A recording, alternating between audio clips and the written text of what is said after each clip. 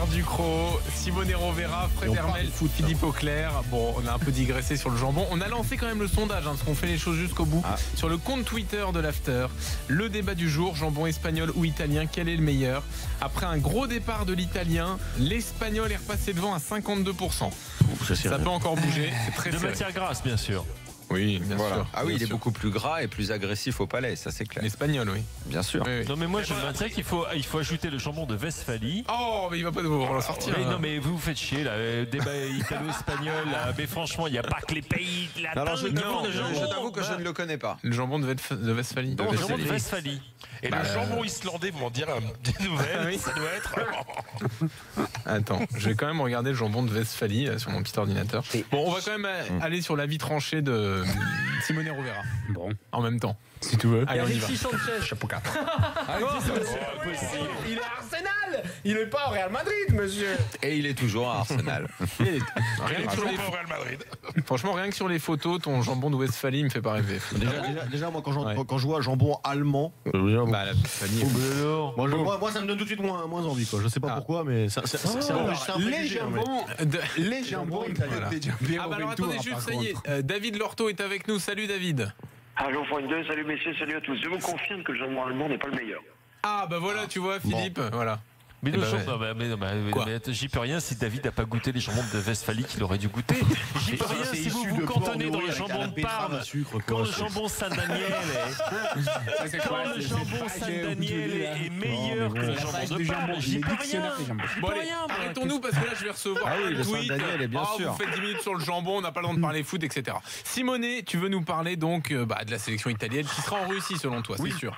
Oui, je suis plutôt confiant et mon avis tranché, je l'avais décidé de faire déjà avant le match face à l'Albanie, qui a été un peu comme les derniers matchs de l'Italie, très très mauvais, avec une petite victoire pour un gros soulagement, parce que l'idée de n'être pas tête de série aurait été une honte pour une équipe qui a une grande histoire, mais aussi des bons joueurs.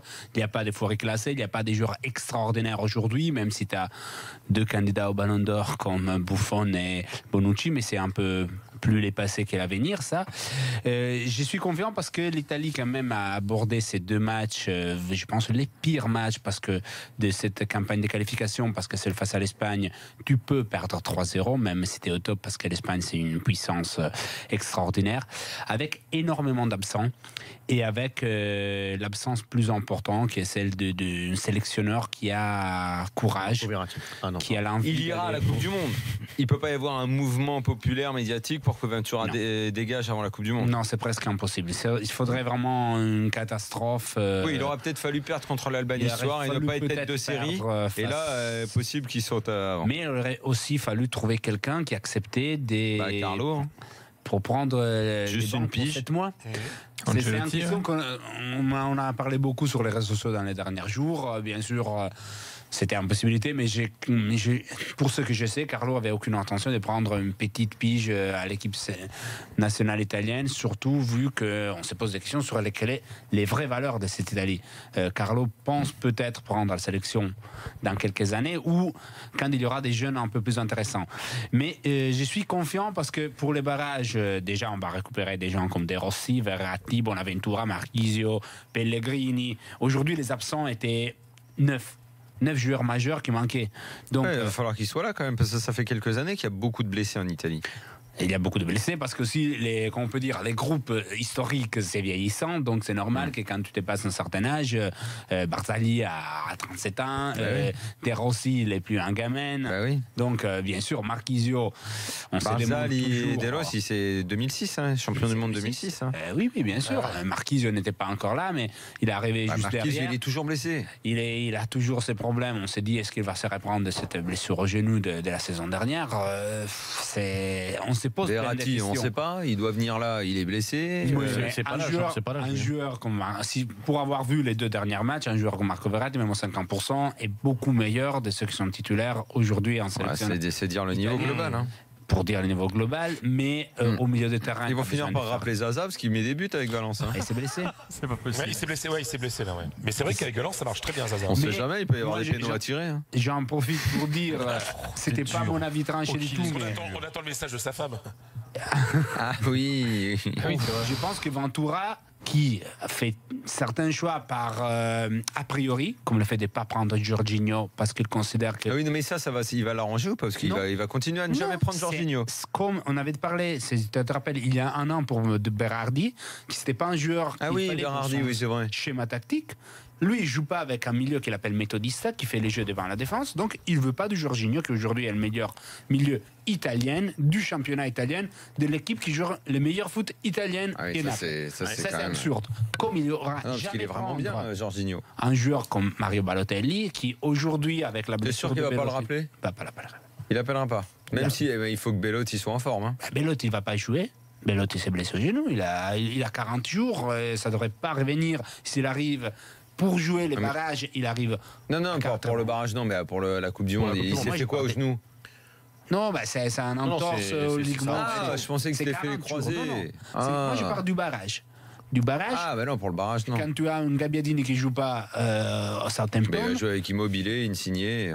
Quand tu as Immobilier qui est ton seul attaquant, quand tu ne veux pas appeler Balotelli, qui quand même fait un début de saison que je trouve intéressant... Là, il pourrait peut-être, effectivement, être rappelé, ouais. Par rapport à un joueur comme Immobilier, l'expérience des matchs de haut niveau, l'expérience d'avoir les jambes qui ne tremblent pas face à des publics différents, difficiles, tu peux aller dans une salle très chaude. Parce que les barrages, c'est des matchs de chiens. Hein. Et un joueur comme Immobilier qui a fait des énormes choses en Italie, qui a été meilleur buteur avec Torino, qui marquait 22 buts la saison dernière, il faut toujours se rappeler qu'en Allemagne, il n'a pas marché. L'Espagne n'a pas marché. Donc, il faut se poser la question, dans les moments importants, qui va prendre des responsabilités? Moi, je pense qu'un joueur comme Mario Balotelli, peut-être il va rater un coup franc, mais il aura toujours le courage d'aller tirer un coup franc à la 90e minute qui peut être décisif. Dans cette Italie, je ne vois pas combien de joueurs de personnalité il y a. Et qu'on aime... Des joueurs de caractère, tu veux dire? Oui, des caractères. Moi, je pense qu'un joueur comme Mario Balotelli ferait tellement bien en ces moments, même seulement pour les barrages, tu ne lui promets rien. Mais en ces moments, si pour les barrages, tu as besoin des meilleurs joueurs, lui devrait être là-bas, comme Jorginho, comme d'autres, qui les sélectionneurs ne vont pas appeler. Donc je dis, même si les sélectionneurs aujourd'hui n'est pas les points forts de cette Italie, et je considère même les points faibles, je pense que l'Italie a une histoire et a certains joueurs importants qui arriveront à faire le boulot face à la Grèce, à l'Irlande du Nord, de la Suède. Ça va passer donc selon toi pour le barrage pour l'Italie et ça va aller même encore plus loin pour David Lorto et pour l'Allemagne. C'est Lorto. Il le prend personnellement, il y a Très bel accent. Alors David, tu veux nous parler de ta sélection qui va garder son titre? C'est le moment, là. Je vous ai fait une petite liste en 8 points, messieurs, pour aller vite et pour être synthétique. 10 matchs, 10 victoires pour l'Allemagne dans cette campagne de qualification. Évidemment, il y avait des adversaires faibles, voire très faibles. Mais c'est quand même un record, 43 buts marqués, 4 buts encaissés. C'est mieux que la belle Espagne de 2009, me semble-t-il. Au début du qualif, il y avait encore Schweinsteiger et Lukas Podolski qui venaient tout juste de prendre leur retraite. Götze jouait encore en numéro 9 à l'époque, donc vous voyez qu'il y a eu une sacrée progression depuis ce moment-là. 37 joueurs ont été impliqués dans les 10 matchs de qualification, 37 joueurs, 21 buteurs différents. Les anciens sont toujours au top en sélection. Thomas Müller, 5 buts. Khedira est là quand on fait appel à lui. Et Özil a recueilli, j'ai regardé cet après-midi, la meilleure note en moyenne des confrères allemands sur ses qualifications. Donc ces ce sont des mecs qui en club sont moins bien. C'est l'inverse. Oui, exactement. C'est vrai, hein. On a l'impression aussi que les jeunes comme Goretzka de Schalke, et je le cite volontairement souvent, sont déjà des tauliers parce que finalement, ils ont déjà l'expérience olympique, ils ont déjà l'expérience de la Coupe des Confédérations, ils ont l'expérience des succès en espoir aussi. Donc ceux-là s'intègrent assez bien, comme ce week-end Goretzka qui a marqué. La question du numéro 9, qui est une question compliquée en Allemagne, avance parce que Sandro Wagner, sur lequel j'avais fait un avis tranché il y a quelques mois en disant ça pourrait bien être le numéro 9 de cette équipe, c'est le meilleur buteur des qualifs avec 5 buts en 3 matchs. 5 buts en 3 matchs pour l'Allemagne. Kimmich, capitaine hier lorsque Thomas Müller sort à 22 ans, 23 matchs d'affilée. 23 matchs d'affilée en intégralité avec l'Allemagne, c'est aussi bien que Bertie Fox. quasiment. C'est quand même, ça vous place quand même le bonhomme.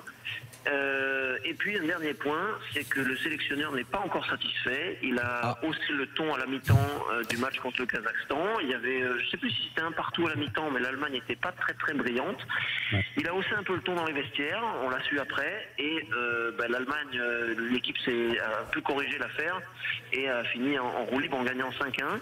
Donc on est conscient en Allemagne de ces qualités dont je vous ai parlé à l'instant, mais on est conscient aussi que lorsqu'on va rencontrer l'Italie, lorsqu'on va rencontrer la France, lorsqu'on va rencontrer l'Espagne, ce ne sera pas les mêmes adversaires que ceux-là. Mais il y a eu une progression par rapport à l'époque d'avant, parce que aujourd'hui, cette équipe d'Allemagne est capable de déverrouiller les verrous des équipes défensives qu'elle a rencontrées là, avec une aisance qu'il n'y avait pas par le passé. Très bien, Daniel. Pas mieux. Pas mieux, c'est comme l'Espagne, hein. C'est une équipe que j'adore. C'est même mieux que l'Espagne, hein. Il fera plus 39. C'est Fred Hermel en allemand, hein. Mais voilà, c'est les deux plus belles sélections. Qui a pris la place de Podolski en chouchou? Alors, en chouchou, je croyais que tu voulais dire Non, le chouchou câlin de Joachim Löw. Je pense que Kimmich est en train de prendre une part importante. Il reste quand même un chouchou. Il reste quand même un chouchou, messieurs, que Löw défendra corps et âme, c'est Thomas Müller. Ah bah même oui, Thomas Müller. Même si oui, parce que même si en club, c'est vraiment pas ça depuis 2 ans, enfin depuis une saison et demie, on va dire, avec le sélectionneur, il est protégé, il sait que. Il rappelait tout le temps Podolski alors qu'il faisait plus rien. Tu vois, il va pas se priver de Thomas Müller. Hein. Ouais, puis c'est le capitaine en l'absence de Neuer. Neuer qui va avoir une absence prolongée. Hein. Il a même fait de l'humour de Manuel Neuer en disant qu'il serait prêt pour la finale de la Ligue des Champions. Donc on va pas le revoir tout de suite. Ah oui. Malheureusement. L'humour allemand. On est sous la table. David, merci beaucoup. Merci, messieurs. Bonne soirée et on en reste là. Merci Simonet, merci Fred, merci Philippe. Ciao. Pierre, bonne semaine. Merci. Daniel, Jean-Louis, bonne semaine. on te retrouve demain, Daniel. On reparlera d'Islande, un de ces 4. Oui, avec On en plaisir. parlera quand tu veux. Avec écoute, plaisir. quand tu veux, non, si je dis On ça, fera c'est des parce que je viens de clappings. recevoir des messages de 2 des joueurs de la section islandaise. Et je peux vous garantir que c'est gratiné. C'est Ça quelque marche. chose. On reparle de On en l'Islande reparle dès d'Islande que possible dans la Super. semaine. Demain, Moi, je vais sur spécial. YouTube voir Hermel Itange. Ah oui, non, au clair, il tente. Tu vas te régaler. Au clair, pardon. Demain, l'after Et le arrive jambon après dur. France-Biélorussie, grande soirée sur RMC. À demain.